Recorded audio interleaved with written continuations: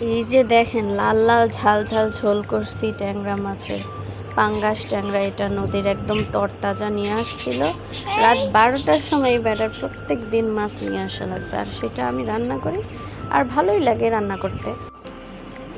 আসসালামু আলাইকুম সবাই, কেমন আছো? এই তো দেখো আবারও আনাহিলের বাবা রাত 12টা বাজে, তখন আবার এই যে নদীর পাঙাশ ট্যাংরা নিয়ে আসছে। একদম তাজা মাছগুলো চকচক করতেছে, দেখতেই পাচ্ছ।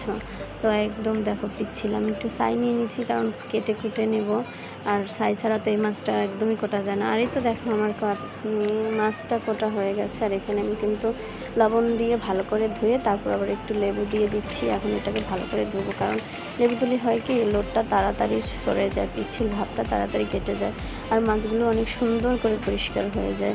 তার কারণে আমি সব মাছই, ধরো নদীর মাছ বা যে কোনো মাছই আমি লেবু দিয়ে ধুই। লেবু দিয়ে ধুলে একটু ভালো লাগে, আস্তে যে একটা গন্ধ থাকে ওটাও থাকে না। তো আমার মতো তোমরাও চাইলে করতে পারো।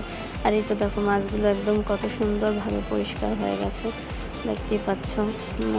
দেখে আমার একদম শান্তি লাগছে মাছটা। আর এই তো দেখো এখন রান্নাবান্না করতে চলে আসলাম। এখানে আমি মশলাটা আগেই রেডি করে রেখেছি, সেটা দেখাইনি তোমাদের।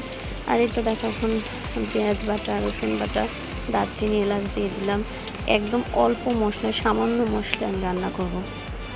এই মাছগুলো কিন্তু বেশি মশলা দিলে আবার ভালো লাগে না খেতে, যেহেতু তাজা আর একদম নদীর পাঙাশ ট্যাংরা, এটাকে বেশি মশলা দিলে ওর আসল যে একটা স্বাদ ওইটা থাকে না। এখানে হলুদ মরিচের গুঁড়ো দিয়ে দিলাম। ঝাল ঝাল করেই আজকে ঝোলটা রান্না করব, বেশিও ঝোল না আবার অল্পও না, একদম মিডিয়াম মতো।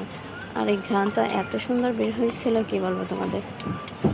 এখন পর্যন্ত কিন্তু আহিল সজাগ আছে, আহিল আমাকে ডিস্টার্ব করতেছিল বারবার। আর এখন রাত্রেও অনেক হয়ে গেছে, যার কারণে আর মাটির চুলোতে গেলাম না, তাই রাইস কুকারে রান্না করে নিলাম।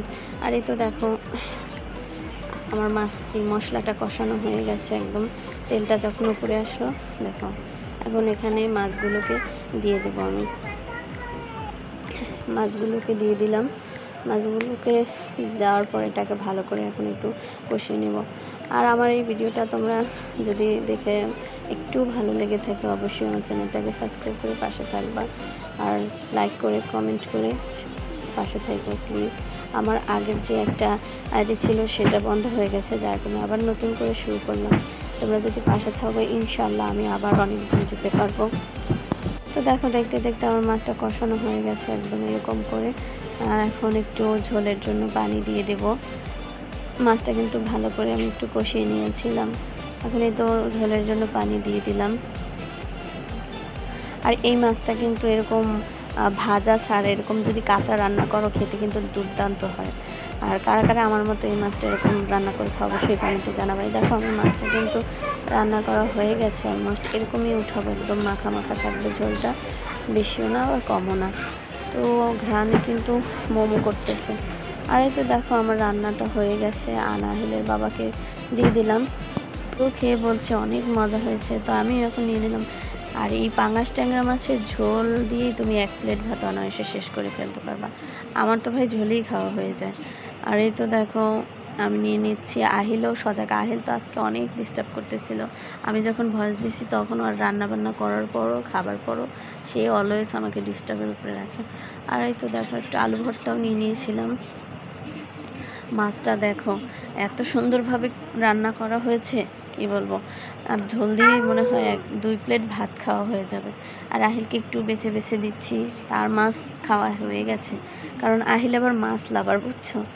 তো কারা কারা তোমরা এরকম আমাদের মতো রান্না বান্না করো রাত্র অবধি, অবশ্যই কমেন্টে জানাবা। আর আজকের ভিডিওটা এখানে শেষ করলাম, সবাই ভালো থাকবা, সুস্থ থাকবা, আল্লাহ হাফেজ।